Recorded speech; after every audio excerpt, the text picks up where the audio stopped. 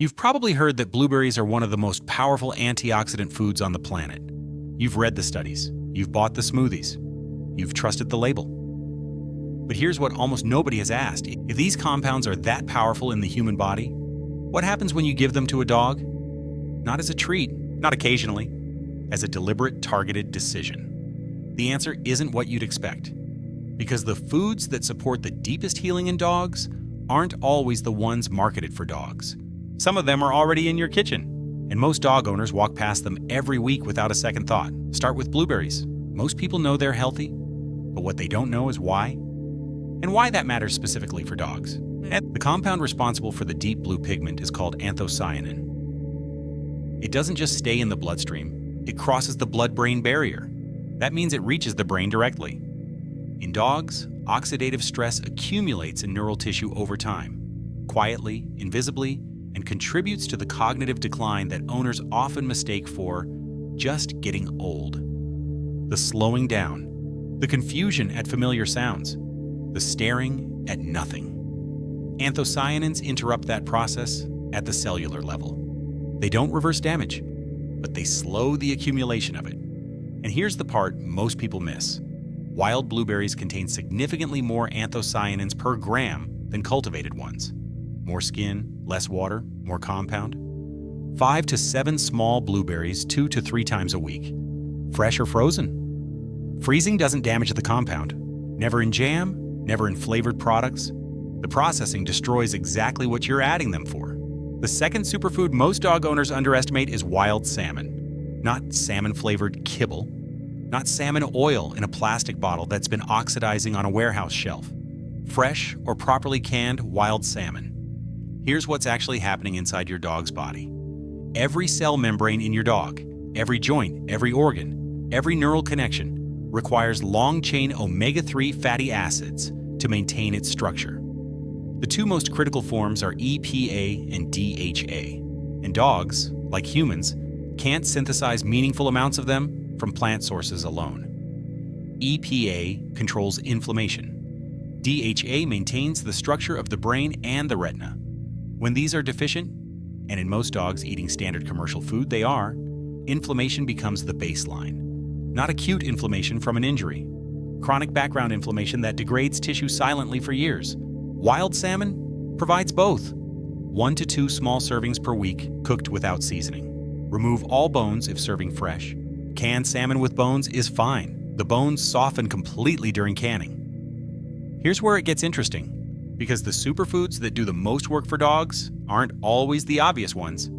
The next one on this list looks like nothing. But inside a dog's body, it does something that almost no commercial supplement can replicate. Turmeric. Almost every dog owner has heard of it. Most of them are using it wrong. The active compound is curcumin, and it makes up only 2 to 5% of the root by weight. More importantly, curcumin is almost completely unabsorbed on its own. It passes through the digestive system without entering the bloodstream. You're essentially feeding color to your dog's gut. The mechanism that changes this is fat. Curcumin is fat-soluble. Combined with a small amount of cold-pressed coconut oil, bioavailability increases dramatically. And the compound reaches the joint tissue, the gut lining, and the immune cells, where it actually works.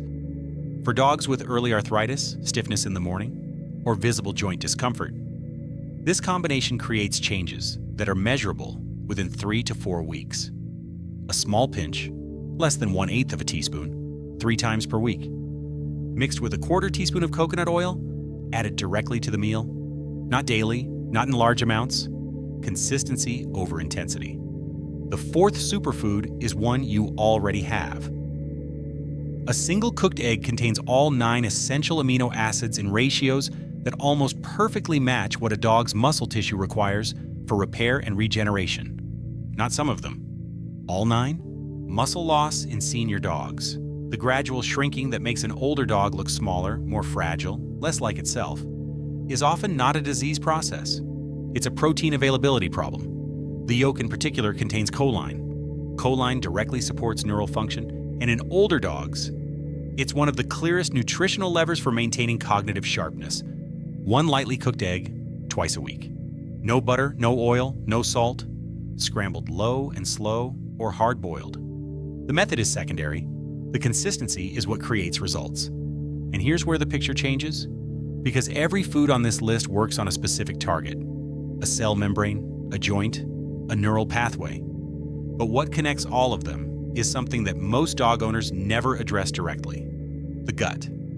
After any antibiotic treatment, any period of stress, any digestive illness, the gut microbiome is depleted. And a depleted microbiome doesn't just cause stomach issues. It compromises immune response. It reduces nutrient absorption from everything else you're feeding. It creates the conditions for chronic inflammation to take hold. Plain unsweetened yogurt with live active cultures is one of the most effective ways to reintroduce beneficial bacteria into a dog's digestive system. The key word is plain. No fruit, no sweeteners, no flavoring, and never anything containing xylitol. It's lethal to dogs, even in small amounts, 1 to 2 teaspoons, 2 to 3 times per week, mixed into food. This doesn't just restore digestion, it restores the foundation that every other superfood depends on to actually work. The 6th superfood on this list costs almost nothing and does more quiet work than anything else here: raw carrots. When a dog chews a raw carrot, the fibrous structure mechanically scrapes plaque and bacterial film from the tooth surface. Not partially, not symbolically. The physical scraping is real and measurable, without chemicals, without abrasives, without anything that ends up in the bloodstream. At the same time, the beta-carotene is converted in the body to vitamin A, which supports the skin barrier, vision, and immune response simultaneously. The fiber feeds beneficial gut bacteria, and the caloric load is so low that even overweight dogs can receive them daily. 1 medium raw carrot, well-washed, served as a daily snack.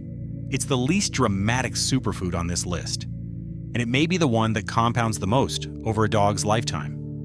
The last superfood on this list is one that works so reliably that many vets recommend it before anything prescription: plain canned pumpkin. The soluble fiber in pumpkin absorbs excess water in the intestines during diarrhea and simultaneously softens blockages during constipation. It works in both directions.